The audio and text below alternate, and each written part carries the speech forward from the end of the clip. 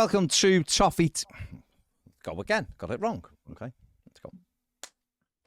Welcome to the 1878 FM podcast. Delighted to say Andy Bush, the man, the myth, the legend, is back with us this week. He's been suffering from a little bit of a Dominic Calvert-Lewin run this season. He's in and out. He's performed admirably when he's been in.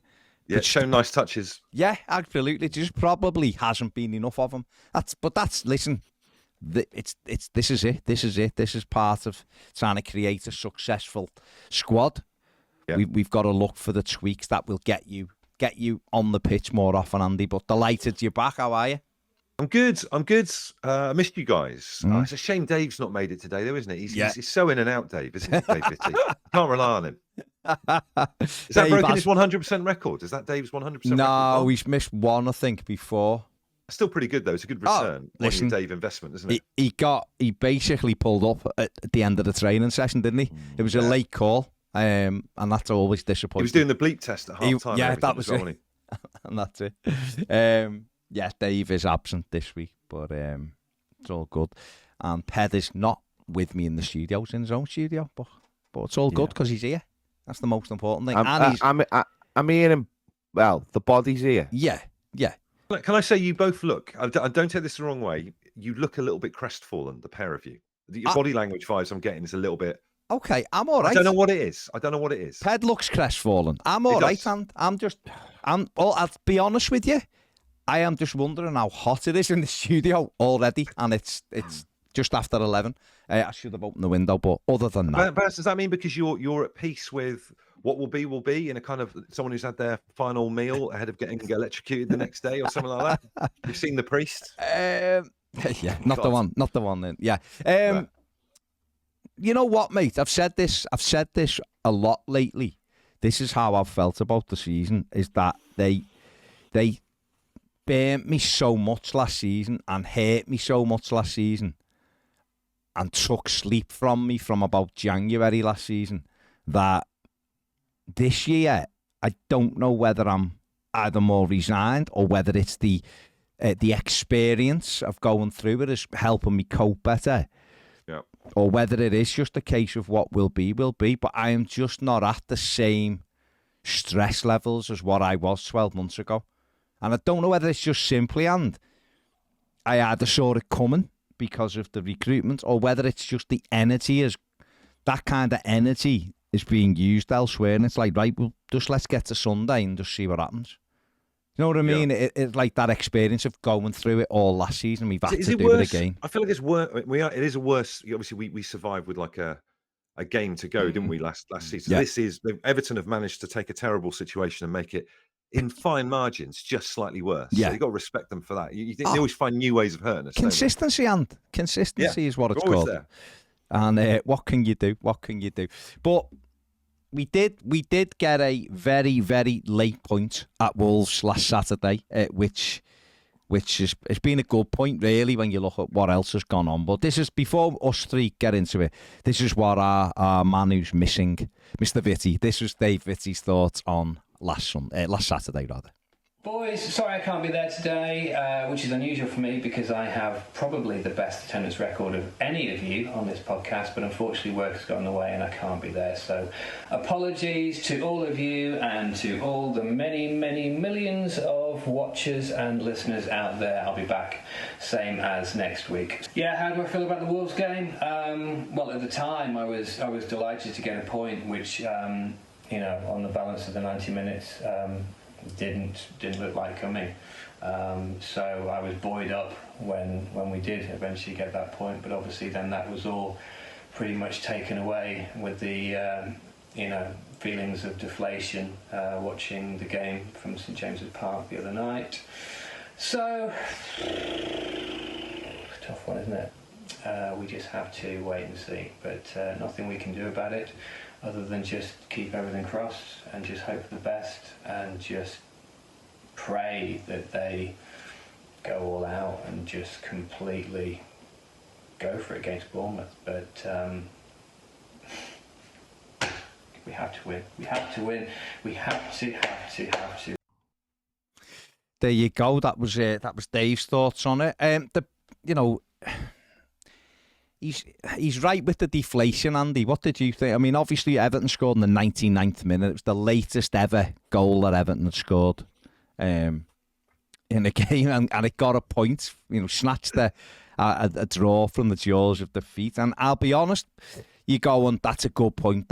And you just need Arsenal now to go and beat Forest at half-5, and lo and behold, Forest crossed that one off, so that ruined it. Yeah. And then Leicester, Leeds got what I thought they would get, which is battered at West Ham. And then Leicester go and get that mad point on Monday night, which basically took away the opportunity for Everton to just need a point on Sunday. But I don't know whether that's a good or bad thing, because I think it would have been incredibly dangerous, I think, for Everton to need a draw. Yeah. So what do you think, mate? Well, I mean, first of all, the goal that we conceded, how many times have you seen that goal for us before? Start well, start really brightly, control the game a little bit, have a couple of good chances that we don't finish off. And then in possession, when got the other team pressed in, stupid, terrible, care of the ball, give away a breakaway. Onana, I agree with Dyche, he should have given away a professional foul and taken him down just at the halfway lines. Like, defending 101, it allows him to keep running, and then just a pretty Richard Wright-esque parry back into the player that's on the other side of the 6-yard box from Pickford, and you're 1-0 down, and it's just a classic Everton situation we've seen so many different times. You know what I mean? So, and that was a mad game. I felt like it was just all over the place. Like Keane playing up front and making some weird subs and all that kind of stuff as well. It's a proper Everton game, that one, the Wolves one. But I agree with you. I just think I just saw a paired tweet a couple of days ago. Just win a game of football. We've just got to beat Bournemouth. Who one of my friends is his lad works at Bournemouth and at the football club, and they had their big party last week. Proper boozy, stayed up party. So if we can't beat them last game of the season at Goodison, they've done a brilliant thing and kind of breathe now because they've saved themselves. If you can't win that game of football, then I kind of go back to what we were saying at the start of the podcast. I feel almost at peace a little bit because if we can't beat them, then we don't deserve to be in the league. So what's there to get kind of het up about a little bit? Do you know what I mean? We don't deserve to be there if you can't win that game. So I think there's always needs to be aimed for a win, really, and not that much has changed. Absolutely. I mean, Ped, this is something I think we were both saying on Tuesday, certainly on one of the last you done, was like there was a lot of people getting very stressed over the fact that Leicester had got a point. Okay, it does. You would prefer it just to be you and one other team, of course you would, but the reality is we still need to win the game of football like we should have been going for anyway, shouldn't we, on Sunday?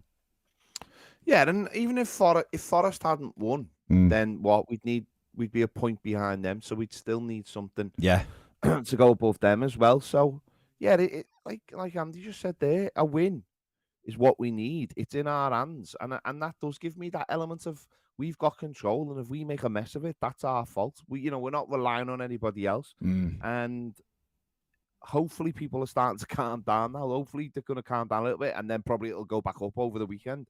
But it is in our hands, and that's all we could have asked for. It's a win. Bournemouth, if we beat them, we'd be 3 points behind them. So they're not this incredible side. Yeah, no, true. They're on the beach. They're on the beach, and we're not. We've got everything to play for. And seriously, if we can't get 3 points out of this game, then we not saying we do. We'll deserve to be relegated because we probably will be relegated. So just go out there and do your jobs and be professional. And what will be will be. And I think we're all. I'm certainly a lot calmer than I would have been 12 months ago, just for the experience, but for all the other reasons as well, because of how bad we've been this season and how many times we've said we're a poor side, we deserve everything we get. And I know there's been a little bit of an upturn recently, and Saturday was a massive point in the end for us. It just gives us that little bit of hope. So just go and do your job on Sunday. Yeah. But when you think about it, can you see it pan out in your mind, though? We'll find a way to Everton that game a little bit just to take it right to the wire. So, I don't know, someone getting sent off or goal after 20 seconds. There's going to be something in there. It ain't going to be plain sailing if we do manage to do this. We'll find a way of Everton it. We might brighten it, Andy, you never know. We might come out, goal in the early on, 3-0 up at half time, and everyone's like, what was the stress for? What was the stress for? But I mean, Ped just said it there, and you said it as well. I mean, at the end of the day, it is quite simple. Go and win a game of football. You've got to show heart and desire. Bournemouth, will come and just have a game of footy. Do you know what I mean? They're still a Premier League side. They've done brilliantly to stay up. They're dangerous, but they'll just come and have a game of footy. To us, it's everything. It's the hostility will be there from the fans because it has to be. For those Everton players, it's leave every single thing on the pitch, run through brick walls, win every tackle, be aggressive. The opportunity to just get this result is in our hands, and that's all it, let's be honest, Leicester almost won it. The only shot they had on target in the whole game, the only attempt at goal he had all night, Nick Pope's had to make a really good save to make it 0-0. If that had gone in, it's out of our hands. Imagine what people would have been like then. It's totally out your hands then.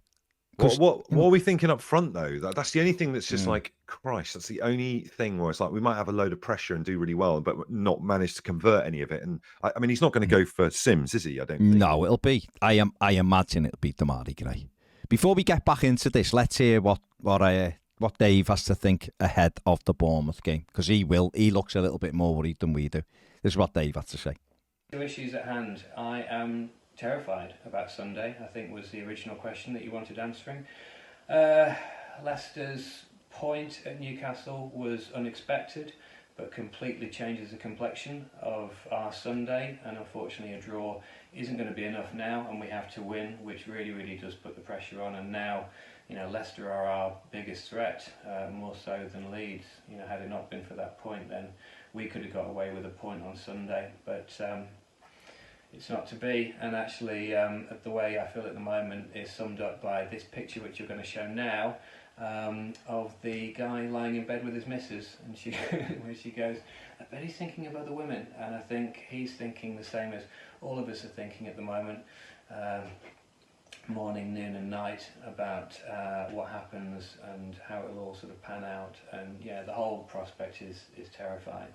I've been invited out with some friends on Sunday night, and at this moment in time I don't know whether I can go or not, because I genuinely don't know what headspace I'm going to be in.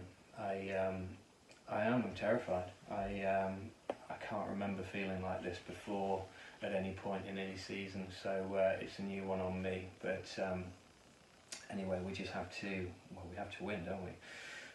We have to win, or if we don't win, then we have to just hope for the best with the other results. But that really, really scares the life out of me. So nervous times for us all, and I think we are all in the same boat mentally. So there you go. Dave does look absolutely petrified. Absolutely does, petrified. The best bit about that was his new chant, though, that he wants going around Goodison on Sunday. And this could be the thing that gives Everton the advantage over the Cherries. Let's just replay that for us. That's the Dave Vitti chant in there. We have to win. We have to win. We have to win. See, I think if the Street End did that at the weekend, I could see Bournemouth being intimidated. We have to win. Or the Ultras in Italy or something like that. He did make me think of that. There or something. This is quite Morris, man. Quite Morris dancing-esque, isn't it? With the slaps on the thighs. The slaps on the thighs is, that I think that's what sets it apart. I see him with some bells and ribbons and stuff, and you can see him outside of like a countryside pub on a Sunday afternoon doing that kind of dance. Maybe if it goes wrong, that's where Dave will end up.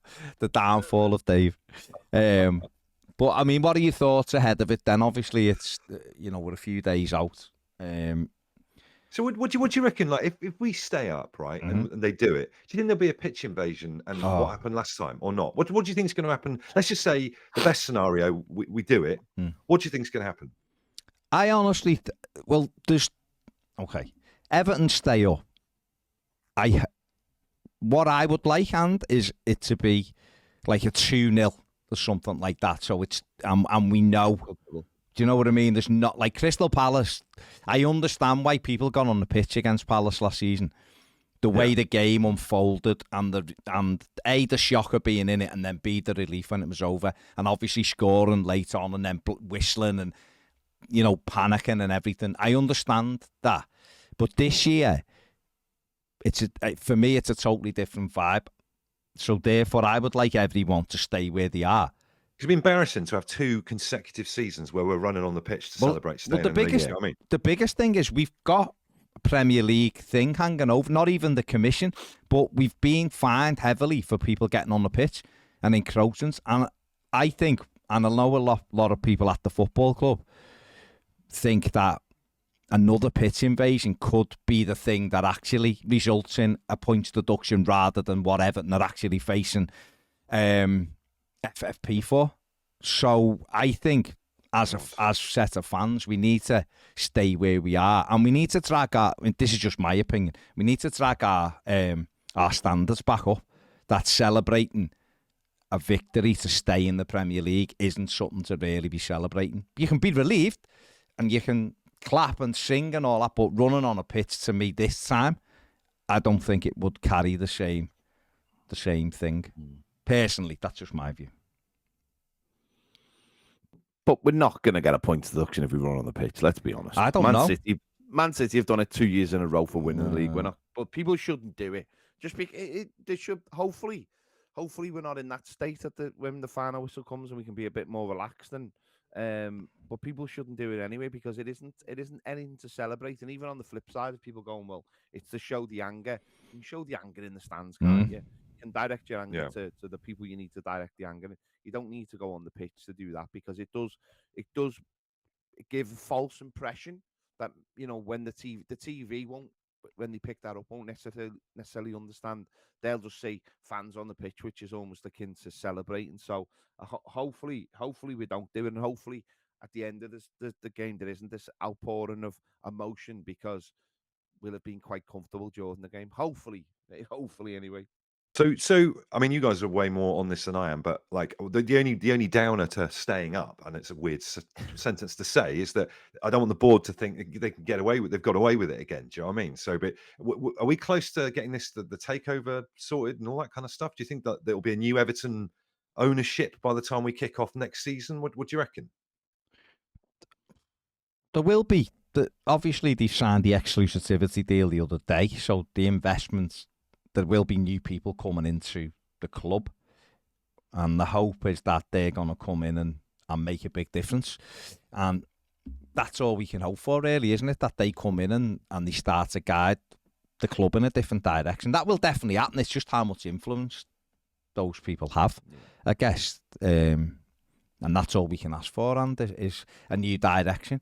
Because we don't want to be sat here next year, all of us sat here doing this podcast saying 3 years on the run, blah-de-blah, you know, and all of that stuff, do we? We'd like... Cyanide capsules. I reckon we get signet rings made each, right, with a cyanide capsule in there, and we agree if we get to this same thing next season, we just gub them live on a podcast and we'll all go out together. Just go together. On your arc. What a way to go.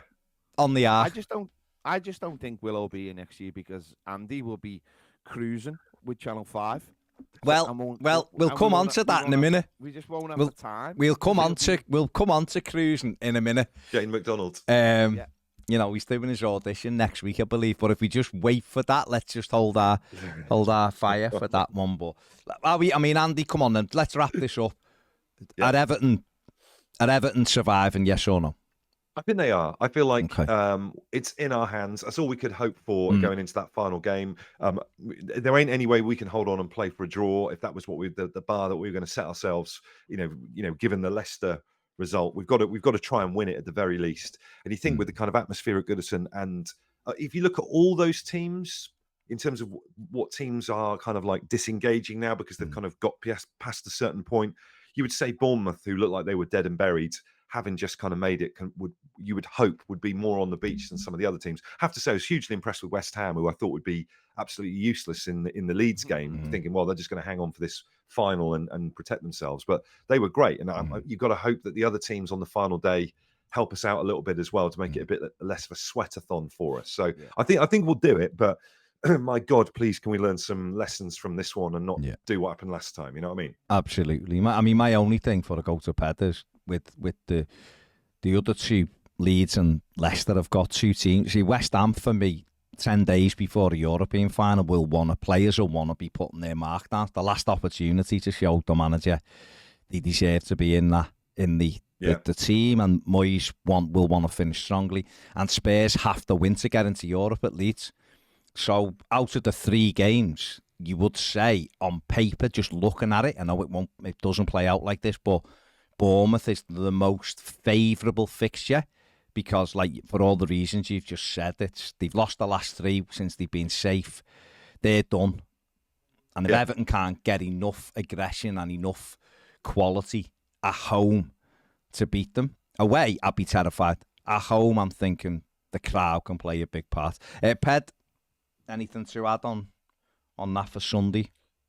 Just no. I think we'll just have enough, and it'll be on the players to keep us calm. And that's making sure they don't do anything stupid. Like Andy said there, don't do anything stupid. Yeah. Just and to be fair, the last few weeks they haven't really done anything stupid. They haven't played brilliantly, but they haven't really done anything stupid. So just keep that level of non-stupidity consistency. Very nice. And I think we'll have enough. Okay, sound. Let's move on then. Dave has kindly left us a question. It's an interesting one, so here it is. Anyway, I'm going to leave you with a question, and it is this, and it is non-football related. My question to all of you is quite simply, what is your favourite dinosaur and why? Bye. Very interesting. What is your favourite dinosaur and why? What a question. I'm going to start with you, Andy Bush. What is your favourite dinosaur and why? Well, it's a fascinating question It is. From Dave. And wasn't it interesting to see a different angle of Dave's room that he It was. from there as well? Do you know what I mean? Yeah. I No, felt like he was taking the video from the couch. Yeah, no salmon behind him. No salmon pink couch in the background. Yeah, So, exactly. yeah. So it's a lovely bed sit that he's in. That's for sure. Tremendous.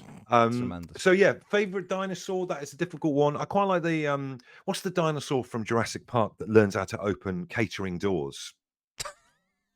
The raptor. It's a velociraptor. Is that what it is? Learns to open doors in kitchens. But it's not actually real, though, is it? That's not a real dinosaur. What? No, it's not a real dinosaur. That is a dinosaur. Real velociraptors. Why are you breaking dreams, Ped? What? Why are you Peds, ruining come on, people? mate. So they're basically the size of like chickens in real life, but for the film they wanted to make them like a little bit scary and a little bit bigger and make them big. I mean, you know, I never knew this. Yeah, this is true. I mean, did you know that the one that has the mad thing around its neck, that go the dragon, that's not real as well? You know, I just want to break that to you as well. So what you're telling me, right? That I genuinely, I always thought that Jurassic Park was underlaid with quite a strong dose of kind of historical facts about dinosaurs, etc. Are you telling me that the scariest dinosaurs to come out of Jurassic Park, the velociraptors, they can open kitchen doors, are actually the size of chickens? They're like chickens. They're only little. So Yeah. I'm sorry to break that news to you, but we strive for reality on this show. And, I can't believe it. I can't either. I can't either, Andy. I can't believe it. You know, whether they could open kitchen doors though. They're too short. They're too short, mate. They're not going to get anywhere near a handle of a kitchen door. That's ruined. It's ruined everything. Yeah. Ned has said the the what? The Deinonychus is what the raptor in Jurassic Park is based on. Apparently, I mean, what would have been better is if you would have got an image of the Deinonychus and sent it to us all and put it on screen so we all knew. So while Ped's explaining to Andy, or whether Andy's revising his favourite dinosaur, I feel quite cheated, actually, to be honest with you. Yeah. I feel like my faith in dinosaurs is in tatters. Yeah. See, what's real and what isn't? They're not really that. There's no other real good. That was the best one. Even breathing on the window like that. Do you remember the Velociraptor used to do the window breathing? The sense of drama and build up was fantastic. But again, size of a chicken, absolutely humiliating. But you can still be impressed with the dinosaur the size of a chicken. What's you gonna have your ankles? Get up his bloody ankles. Are you going? Imagine if 3 or 4 of them turn up. 3 or 4 of them turn up. Doesn't matter how little you are. If they're going for your ankles, we're in trouble. Check your WhatsApp. This is I've seen it, yeah. I'm just showing Andy. This is what it's based on, apparently. What the raptor in Jurassic Park is based on. And I don't call. Yeah? I know. Yeah. Because that photo you put in the group, rather than being terrifying, it just looks like a bit of a dickhead. Yeah. It's just having a little jog in it. It's running around. Just put it back again. That's the dinosaur version of the fella who stands by the fruit machine telling you what to do. Nudge, mate. Hold, nudge. Put it back up, Ned. This is ready to pay out, mate. This is ready to pay out. Honestly, fellas just stuck loads of money. It's ready to pay out. Just drop those 2 in. Honestly, this is Put it back on screen a minute. Honestly, It's been him, yeah. I mean, he's been stood next to it watching people put their money in, hasn't he? See that dinosaur asking for £2 to watch the car. Yeah, you know what? It could well do. Apparently, the director said the Velociraptor sounded scarier than the Deinonychus. There you go. Yeah, it sounds like a diet or like an intestinal issue, doesn't it? Yeah, really. I would say. Well, so. that's changed. That has changed Jurassic Park for me, Ped. Don't even get started on Ghostbusters because it's going to ruin my world. See, what's interesting is that if you go on the ride in Florida at Jurassic Park, and I'm imagining it's exactly the same in California as well, the raptors are only little ones who've got the name tag, the ones who've ripped the shirt off the guide. They are only small. They're fighting over it, so bit of discrepancies. Yeah. They're not raptors, Baz. Sorry to. Well, what are they? What are they? Oh, jeez, what's going on? There are many dinosaurs. You know? I know. Well, you keep coming out with this dino knowledge, so tell me what they are. Don't just say they're not that. Very good at telling us what things aren't. Tell us what they are. They were in Jurassic Park 2. So what are they? They were the little ones that. That is not the name. The name is not the little ones. They were the little dinosaurs that got the girl at the beginning on the beach and alerted the world that there was dinosaurs on a different island. It's tremendous. Jurassic Park 2. What? Ped's like a prehistoric stato, isn't he? He is, isn't he? No, I just know me films. He's got. None of this is based on actual knowledge. It's just based on film. If they done like fantasy dinosaur films or something, you could be sat there with your dressing gown on, a la Stato back in the fantasy football days, just sat at the side. Yeah, that'd be good. Or you could have his pins out. Like I saw a clip of you guys. Ped was wearing a yellow pair of shorts. Did you see that? Baz was dressed in full Toffee TV regalia. Ped was in what appeared to be very casual pair of I've ripped my trousers on school sports day. The dinner lady's sewing them up as we speak. Kecks. Yeah, he just turned up for a live broadcast on Sky Sports News with just a pair of shorts, as if he's just been painting the shed. And they've just gone, do you want to have a little chat? And he's gone, yeah, it's fine. Let's sit down and do it. Did they have to pixelate it if he crossed his legs? Yeah. It did. He didn't hear, but when it went out in Asia, it was heavily pixelated because he went full Sharon Stone, Basic Instinct version. The name of the dinosaur is Procompsognathus. They were called compies. Compy. To be fair to Ned, he doesn't know that much, but he did say compy before over the thing. I didn't know whether he was talking about Last of the Summer Wine or something. Maybe it's just down to if you got a scary name or not. I mean, you can't be terrified of things called the compies. No, not at all. Whether they can have you off is a different thing, but I'll get the compies onto you. You're not going to be worried about that. They sound like knobhead neighbours, don't they? The compies, yeah. The compies have had a couple of Aspos, haven't they? Let's be honest. The compies have parked in front of ours. They're knobheads. Known to the police. Terrible family known to the police. Sorry, Baz, yeah. You don't even believe in dinosaurs. What are you talking about? Where's this come from? This has come from... No, you see... Again, Baz, what? You don't believe in dinosaurs? Andy, that phrase has never left my lips, mate, ever. Ped has created this, like the Mandela effect. Ped has created this thing that was never ever said, but is now he uses it as fact. You were saying though before we got going that you're one of your mates is a man of the cloth, so exactly. Maybe it is adding up a little bit. That's fine. That's fine. My favourite dinosaur is Route 1. It is the T-Rex. And then Adam and Eve, was there? But they were there as well. They existed. They lasted a bit of dino down for a bit and went, these are crap. These are rubbish. These are only little. The big scary one that Baz likes has only got little arms. And, Newcastle fans turn up with blow-up, versions of them. So we better put these other people down, the boy and the girl, and let's have a little, let's see what happens. There you go. It all happened. Yeah. But I'm going Route 1. I'm going Route 1, mate. T-Rex.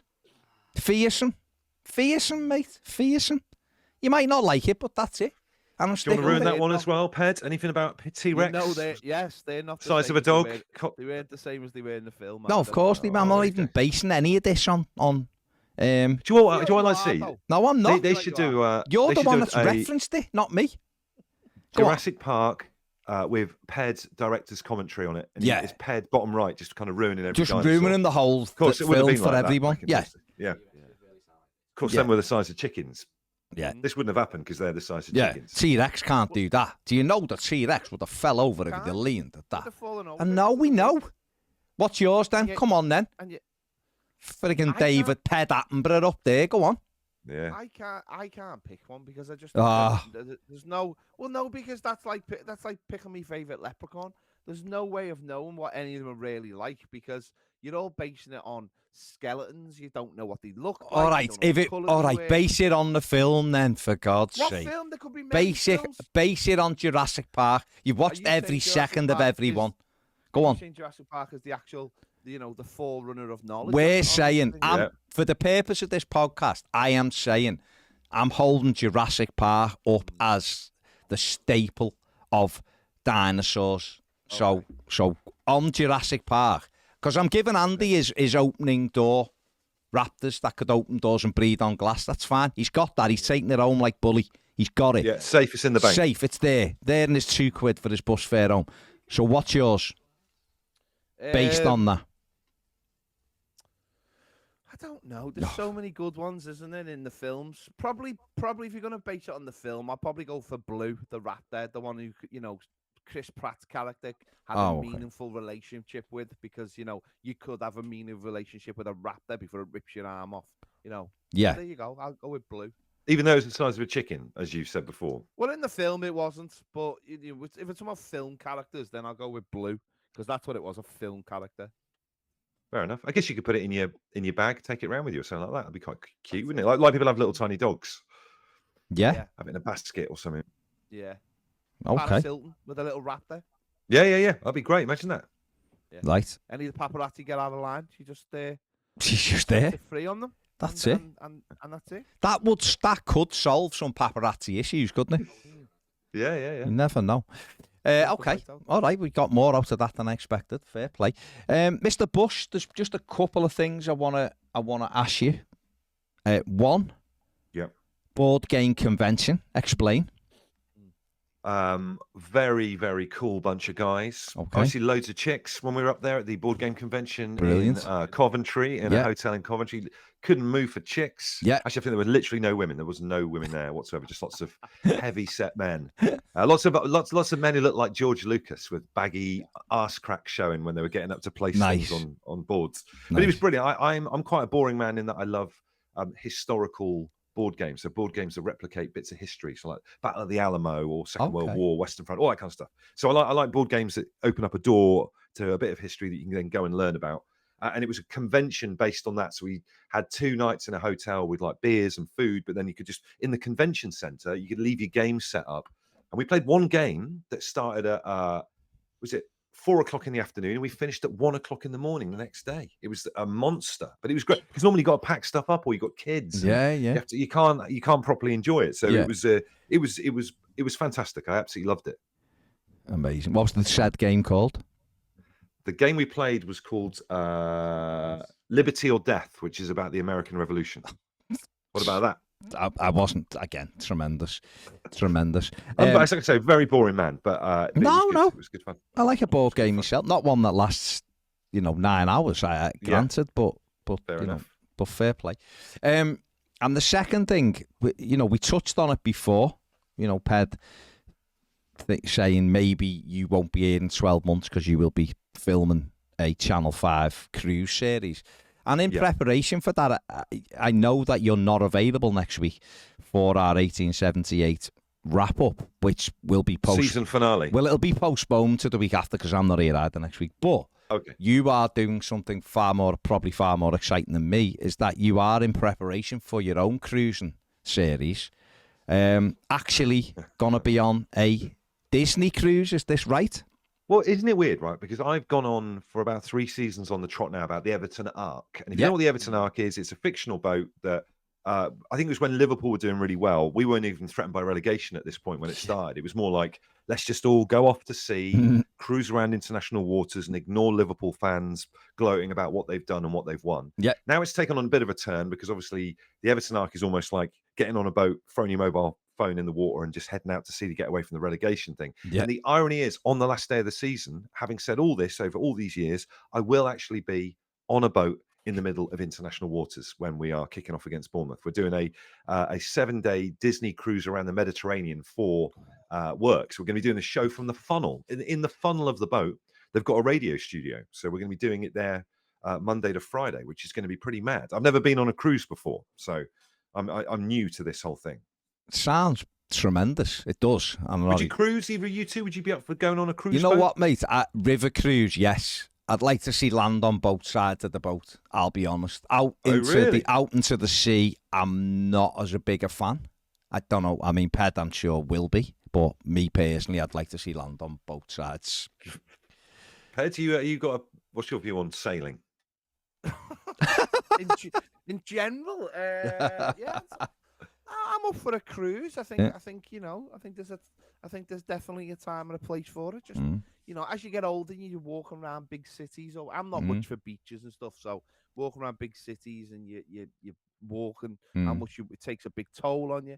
I like the idea of going somewhere where everything's there for you, but there's lots and lots of floors, lots to explore, different things, and then you can go to bed in one place and wake up in another and get to see loads of different places. So I'm up for a med cruise, or maybe go to fjords. I like the idea of going to fjords. That'd be good, wouldn't maybe it? Seeing like the Northern Lights and stuff like that, and getting off very much it'd be like in a Europa League cruise. Yeah, where you end up in a place that you never would have gone to. Or if you're planning your own holiday, and you get a day there, and you have a great time, and you have a few drinks or whatever. And it would be the Europa League tour. You end up in Lyon or somewhere like Porto or whatever, and Lisbon, and yeah, that's the way to do it, I think.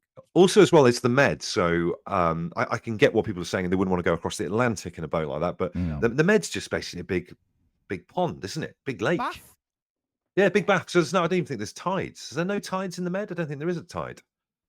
Because it's all just, there's no waves anyway, that's for sure. So the old seafaring thing hopefully won't be too much of an issue. But no, so very exciting. So I do apologise for, I won't, if we're going to postpone, maybe if we get relegated, we just don't come back on. Joking. But I will be back with plenty of seafaring tales when I return. Yeah, we're going to come back on, because the best bit about this podcast is not talking about football anyway. So yeah, I think we all love that. So we will postpone it. Are you getting to? This can be a no comment, as if you're in. We've hauled you up, into the station, and no comment when we're asking you the question. But do your family get to go? Yes, my family's going. Amazing. And Richie, who I do the show with, his family are going as well. Brilliant. No, that's brilliant. Great for the kids. That'd be amazing. That's amazing. It's going to be amazing. It's great, isn't it? And there's a flume that goes around the outside of the boat, a really big slide. Yeah. I've seen it when it was crazy. At Liverpool. The Disney cruise was docked in at Liverpool. Oh, was it? It was amazing. Looked amazing. Oh wow. Yeah. So I'm definitely going to have a go on that with like a GoPro on. Oh, do you know what Richie, the guy I do the show with, he's had a spray tan, and I'm worrying now that I am quite pasty. Do you know what I mean? Would you ever get a spray tan going out on holiday, either of you two? No. He just looked like Jason Cundy. He does look like Jason Cundy anyway, doesn't he? To be fair. So, fair play to him. Fair play. Leave him down the Cundy route. You stay clear of the spray tans, and I will do. I promise. It's not worth it. Right, got some questions, as we love to have. Nicholas Shimp, who's one of our Premier subscribers, says, not sure if this is the area to place the question. It is, Nicholas. But what do you think is scarier, the ocean or space? Oh, that is scary. I'm going to say the ocean. Go on. That's me. So I feel like there's you've got some kind of sea or water trauma, Baz, going on there. Something bad happened? Not in this life, but maybe in a past life. I don't know. The most unsettled I've been on a boat in recent years has been the Mersey ferry on quite a whippy, wobbly crossing across there. That's not a cakewalk that it purports to be, is it? The ferry. Jerry Marsden didn't put that in his song, did he? No, he didn't. Well, go on then. Which are you going for? If you had to choose one to be scarier, and what would you say? Ocean or space? Well, I used to love the idea of space. And you remember space used to be kind of like wow and quite, like Star Wars and Star Trek and boldly going and everything. And then I feel like in recent years, they seem to be focusing movies on just like really slow space accidents. Do you know what I mean? Where stuff kind of just like bangs into each other and bends an aerial and then they can't get back. So like The Martian, and then that was it Gravity with George Clooney. It was just like people like stuff breaking. Yeah. And it's all really quiet. I don't like that in space. It's just that even if you're absolutely bricking it and you're screaming, well, like in Aliens, in space, no one can hear you scream. So I think space is infinitely terrifying. Okay. I don't like the idea of that in a million years. So Pedro? I'll go for water 100 times. Water, yeah, definitely. I don't like. I'm not a massive fan of big bodies of water myself. Yeah. But space, it is like Andy just said there. There's like a thing of like. You've done it, aren't you? Like when you see these films or in reality where someone drifts away from someone and they're literally 5 meters away from them or something, and it's over. Yeah, and it's over. You can because you're getting you once you're pushed away, there's no coming back, and it's that sense of that you could be going 2 miles an hour but drifting in the wrong direction, and there's nothing you can do about it, and it is infinite, and you can lose. You've got no sense of actual what's up and what's down and what's left and right, and it just seems so everything would happen in real slow motion. Whereas at least in the water, if you went down, you drowned, you'd be pretty quick. But in space, it would be as however long you had left in your suit. So it would be a terrifying, slow death. And there's no way anyone could rescue you. There's no way anyone can get to you.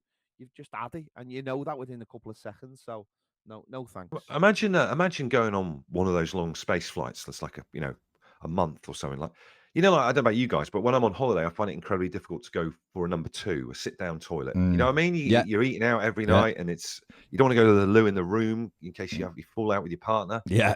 Imagine that on a spaceship. Like where wouldn't be good, would it? How do they do it? Yeah. Or where'd you go? You'd be Where'd worried. you go to even do that? What happens if you just start randomly floating up as you're in mid? That's what you've got to think of. That you've got to pull it back like a string of sausage. Exactly, you've got the gravity option, haven't you? It's very worrying. It's very worrying. You didn't see that in the George Clooney movie. I am shipwreck on that. Have you watched American Pie? And no, I haven't. Right, so oh my god, there's a. Sorry, I mean, that's apologies. scandalous. You haven't watched that, but there's basically a kid that won't go for a number 2 on anywhere in his own house other than his own house, so he gets off from school to go home, which is called shipbreak, because he'll go for one in the break. That is very much me. It takes, if I go on a 2-week holiday without that, I can't believe I'm saying this, but it will take me a few days to come to terms with the fact that I probably can't keep wasting my body for a fortnight while I'm not at home. So it takes me a few days to acclimatise, I will say. Uncomfortable. On a spaceship, you can't put a newspaper under your arm and say, I'm just going to go and check with reception. Not at all, no. No. Do you know what I mean? I'm just going for a little walk around the... check the pool. Or at the pool. Oh, you know what? I think my phone needs charging. Everyone's laying by the pool, Going to get back and... I think I left my watch on the... I'll be back in a... Exactly. Put my Fitbit on charge. Yeah. No, not happening. Right, let's move on. Jez D says, should legislation be passed that prevents massive, huge cyclists with beer guts like me from wearing skin-tight lycra? I think this definitely one for Andy. That's his domain, isn't it? I am a cyclist, but I never go near lycra. I'll be completely honest with you. I don't like any of that kit. I can see the bit that freaks me out is people who wear them. What are those shoes called that I can say this because I definitely think Vitty's got them that clip into the pedals. Oh yeah, he's got. You always see them going on their arse at traffic lights because they can't get their legs out. Yeah. It's like Christ Almighty. So I'm not a fan of lycra stuff, but Dave does go on his little. He cruises around rural locations, puts the map up there on Strava for anyone else. Maybe he's doing it again the same time next week. Know what I mean? Yeah. So it's a whole different scene. It really is. It is a different scene, to be fair. Glenn, I don't think we should allow lycra. No. Everyone needs lycra. What are you trying to do? Shave seconds off your time? I mean, come on. Come on. Glenn Watson says, what's your go-to nacho dip? A, nacho cheese. B, holy guacamole. C, spicy salsa. Or D, supreme sour cream. No, I don't have a nacho dip. I don't like nachos, so Does anyone I don't like actually sit nachos. down with nachos and go, No. "Oh, I'm going to put a dip with these"? And okay. never. I don't. If I had to choose one, it'd probably be spicy salsa, Glenn, just because of the spice. Not so purple-lacky, great name. Says you've got to have this hairstyle for the rest of your life, but you have to choose one or the other. Is it a mullet or is it a ponytail? Oh, Baz, I could see you with a ponytail, Baz. Yeah. Imagine Baz with a ponytail. He takes the little clip out and shakes And it just down at the start shakes of the podcast. Right, so he looks like the murderer from Twin Peaks, the grey-haired murderer. Bob. Bob. I could see that. Okay. See, Andy, I could see you with a ponytail. I could, see you yeah. Very, like late 80s, early 90s yuppie with the grey suit with the the shoulder ponytail. pads and, Yeah. You mean like a rat's tail kind of Billy Ray Cyrus type. Yeah, thing like going a on. Filofax in your hand Yeah. going round. Oh, Filofax stuff. Tell him, Yeah. with like a power bar as well, eating your power bars to get your nutrients out for the day, because you're always on the go. Always on the go. Bluetooth, just chatting to people. Yeah, a little Yeah. Bluetooth earpiece. Yeah, Yeah. absolutely. Speak, Janet. Yeah. Janet. Hit me, Janet. What is it? I haven't got long going into a tunnel. I can see that. I mean, do you? Can I ask you a personal question, fellas? Do you ever use? I mean, I don't, but I hear of it that people like using hair dryers. Do you use a hair dryer on your hair? When Never. I was a kid, my mum used to blow dry our hair into a duck's ass before we used to get on the school bus. Like blow dried Just from full there middle. Yeah. out. So you look like Virginia Wade before you got out. Like, Virginia Wade. do people still use hair dryers? Like any men listening? To You know this, what? watching this, Yeah, You know, whatever. I use a hairdryer. Do you? Yeah, I There you use go. a hairdryer with a diffuser on it. Just Do you really? Yeah. Oh, it's ruined. It's If I ruined. let my Wow. hair It's ruined. dry naturally, it Wow. would be like a sponge. So I have to, do it properly and dry it into place with the comb. about and Who'd have thought that? No, again, It's your amazing. vision You do have that. You've got that hair that looks go like to I go to Sken to get my your hair cut. cut. Yeah, Of course, it's true. Yeah. of course, I use a hairdryer to make sure it looks its best. Okay. I like that. The diffuser is the pièce de la résistance as far as I'm Yeah. concerned. But with you that know story. what? So You know what what, about that? Andy? You do see, like, if you ever go to like a spa or like if you go, and I only see it. Don't do this often, but if we go away and stay in a hotel and you use like the swimming pool and the sauna and all that, and then you come back into the changes and you'll see a lot of men there occupying the hairdryer. Yeah. You know? Yeah. I mean, maybe it's happening. More of it happens than you kind of think. Absolutely. It's not to be feared. It's No, not no. to be I'd feared, use a it to. hairdryer. I'd use it to. You know, when you're trying to get dry in those places and you want to be quick, you just think get out of here. I'd use it to have a go at like the nether regions or on my underarm hair. I wouldn't use it on my barnet. Wouldn't want to use the That's what hairdryer it's after you there for. blow dried your crown jewels. Yeah, Baz. but no, but like, I'd just like fire it. A bit of extra comfort. There you go. Not so Purple also says, do you prefer animals or people? It's a personal question. It is. I like both. Yeah. But I think I won't say any more on it. I just think the world's gone dog crazy. I think. Okay. That's Okay. 'cause Dogs are they're getting, amazing. dogs are great in that, but Mm. it's getting a little bit silly now, isn't it? Okay, let's move on. You know what I mean? Let's move on. Andy Campbell says, what colour would your lightsaber be? For me, it would be green. I'd have to have blue, just naturally. I'll have a purple lightsaber. Nice. Thank you. Nice. Thanks very much. Nice. Only one other person has a purple lightsaber, just to let you know that, Andy. There we go. Who's that? There we go. Mace Windu. The bleeding Windu. lightsaber police are in Mace town. Windu is the only person to have a purple. That's because Samuel Jackson, who plays Mace Windu, said, I want a purple lightsaber because no one else has got a purple lightsaber. So they had to give him a purple lightsaber because he is Samuel L. Jackson and he was playing Mace Windu. Samuel L. Jackson can do whatever he wants, I guess. Just dropping knowledge there. More movie knowledge for you. There you go. Dropping it. The light. Would you, if you were a Jedi, you guys, would you have a double-ended? Would you have a double-ender for a lightsaber like Darth Maul, Darth etc., Maul. or would you just have one that's just a normal, comes out one end? I'll just have. Would you want a double ender? Not many can get away No, with a double ender. I don't think so. I'm staying with the You've one. got to be careful when you turn that on though. 'cause You if have. that'll take your eye out. If you It take a lot of things out, absolutely. Especially if you're trying to try your plums and the changes after, you know. The only ginger Jedi has a double ender, Cal Kestis. He does, yeah. Just dropping knowledge on. Well, I knew that from playing Star Wars on the PlayStation. So he is, isn't he? He's very ginger. He is very Ginger Jedi. That was the name of the game, wasn't it? Very ped-esque. Just a game about him being dead angry because people were calling him names. Yeah, that was what it was. There's a bit where he goes on a package holiday and he has to stay under a tree. Just out the way. So out the way. Factor 50 when he goes on the Factor 50 full on. Peter Guy on Twitter says, in honour of Tina Turner in Mad Max Beyond the Thunderdome, what is the best third film in franchise history? I'm going with Aliens 3. Oh, that's a good one. Is that the one film that was filmed in Britain and they're all in a prison, shaved heads one? That's a terrible film, Pete. He's gone. Oh, it's the third. There's a reason it's the third. It's a terrible film, though. It was. Other opinions are available. No, I think that's a general opinion. It had everything set up for, and they made a mess of it. I'm going to go Die Hard 3. Die Hard 3. Die Hard 3. Die Hard 3. Not bad. Not bad. Set in New York, of course. Not bad. In the summertime, rather than a Christmas film at an airport. Return of the Jedi. I'm going with the. I'm going Return of the Jedi.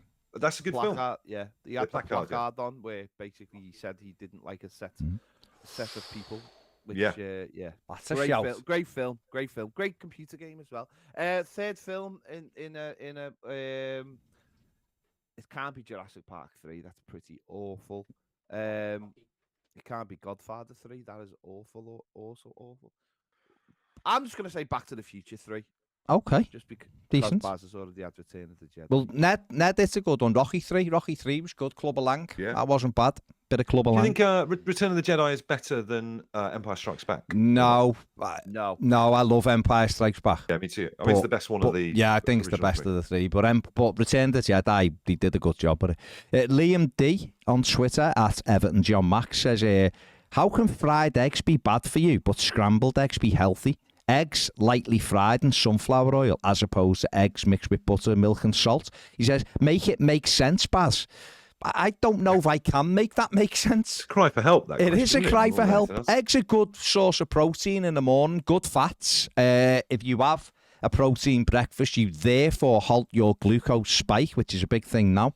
So it's a good way to start the day. Lightly fried in sunflower oil probably isn't as bad as what it used to be when it just be the other kinds of oil. Air fryer? But you can air fry, of course, as well, but to make them even healthier. Yeah. So there you go, Liam. Just don't have fried eggs every day, I guess. That's all. What is the best version of egg? Poached. Oh, I love a poached egg. See, I like a hard-boiled egg, to be honest. A little bit of salt and pepper on the top. Do you do your, I mean, I always do a scrambled egg in the microwave. It's the only way to do it, Ped. There is a quick way to do it. It's a quick way to do it. I haven't actually had scrambled egg for ages at home, to be honest. So, and I don't think I did it anyway. So, okay. I feel like Ped's climbed down on his egg position. He's climbed down on his egg position. Yeah. Absolutely. Just seen another one there, but it's gone. Oh, Peter says, just in regards to like the third best film, Peter says it's a good show, but I reckon Ped is already weighing up an argument for Toy Story 3. Toy Story 3 was a belter, by the way. No, you know what it was? It was. I didn't, there's so many films to choose from that I didn't. But Toy Story 3 is a good film. Yeah. The only thing is, I went to pictures to see that. Yeah. And loads of people kept on saying, oh, you'll cry. And it was like that thing of like preempting where you were going to cry in the film. And I think towards the end, they all nearly get killed by an incinerator. Yeah. I was like, is this the moment? Yeah. But it wasn't. It was just when they left the toys at some of the kids' house. Yeah. And it was emotional. Oh, it is emotional, Toy Story. 4's emotional, though. They're all are. They're absolutely brilliant. 4's just when he gets off and go with his missus. No, but it's still sad. It's a sad time. I feel like, Andy, you're not taking part in this. I feel like you haven't seen Toy Story, but you just don't. I can't remember any of it. I've got bad retention of information with film. So Back to the Future, can't remember anything about it. Toy Story, I have images of Toy Story in my head, like a picture book, Mm. but I don't know anything that kind of happened. I can't really remember any. Is this will you be revisiting? You should be, otherwise it's just bad parenting. Will you be revisiting this with your children? Because I feel like movie night, a Toy Story when your kids are at a certain age, will be a good way to revisit the franchise that is Toy Story. Yes, we've got a lot of Encanto and Moana going on in this house at the moment with my girls. So definitely Toy Story on the way. I tried to. We sat them down Encanto's to watch. brilliant. Tell me you've watched Great Luca, film. by the way.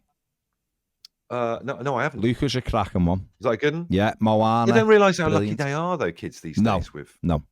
all the animation and the quality of the picture. Whereas, do you remember like Disney films when we were kids? Was all that, like, that kind of dark animation was all kind of they were like dark awful. and Yeah. grubby Like and the- stuff on it. Do you know what I mean? Yeah. Yeah, the early 80s ones were terrible. Like some of Awful. the Disney ones and like the early 80s were rubbish. It It's wasn't until, unsettling. wasn't until like The Lion King that we got good Disney stuff Yeah, back, but- that was really, it started from that, didn't it? Now they're amazing. Like a lot of the films now are brilliant.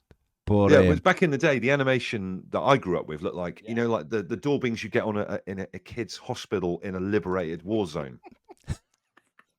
It's like badly drawn.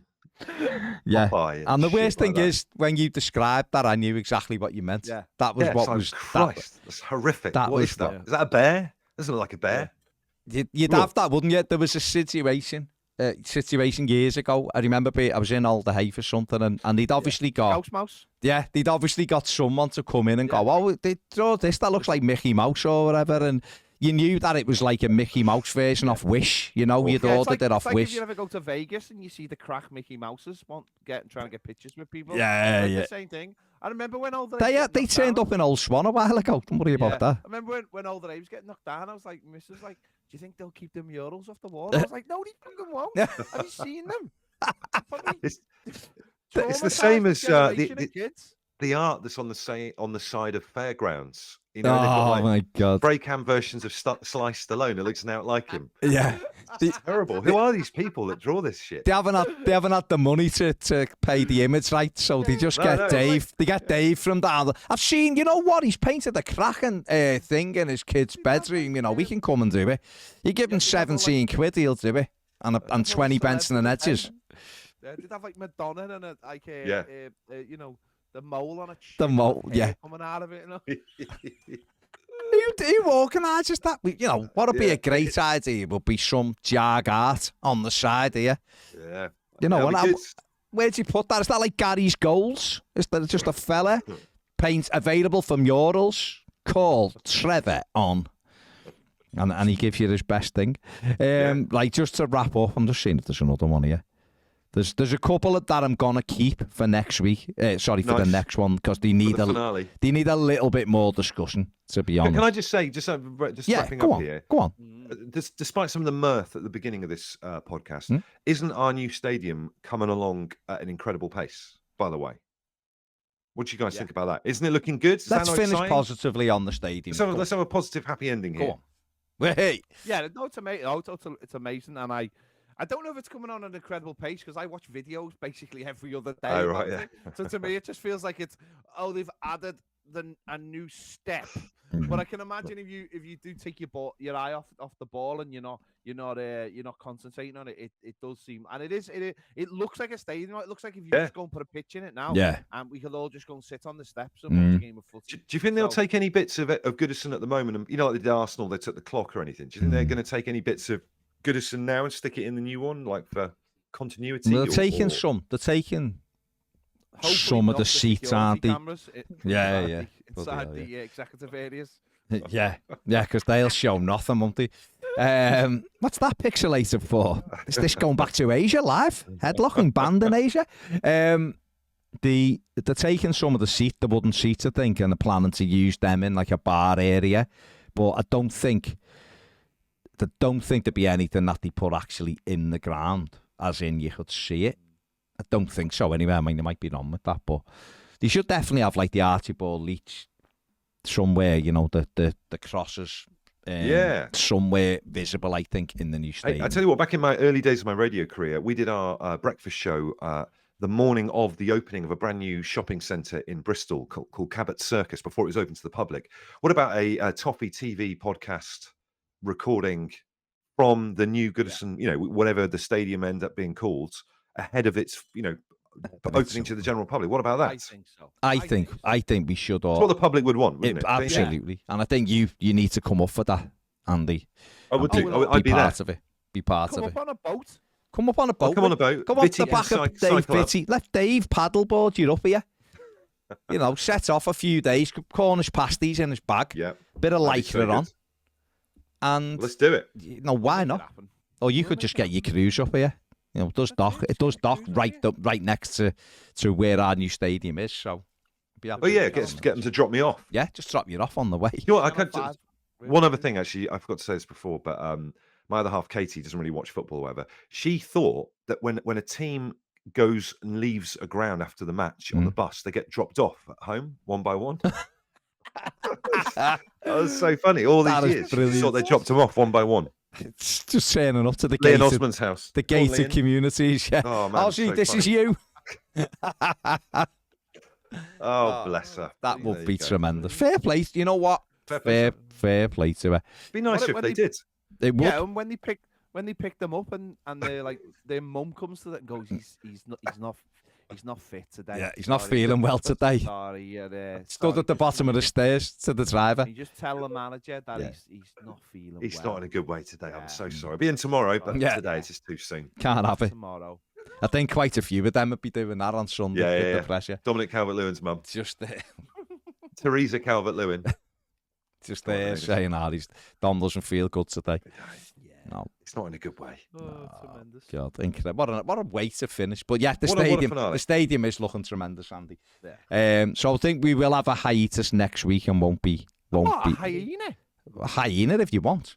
Yeah, and we will return. We'll have a week to let all the dust settle on what's happened, and then we'll do our season. Isn't that weird? Finale. We don't know when we return whether we're going to be cock a hoop or absolutely devastated. Nice. Christ on a bike. What a fork in the road this is. Yeah. It is, isn't it? You know what I mean? A cliffhanger. It is a cliffhanger, yeah. Cliffhanger. Wow. Oh my God, this is worse than when Bobby Ewing got shot. Let's see what happens. Let's hope. Listen, we might wake up and it's all a dream. Carlo's still the manager.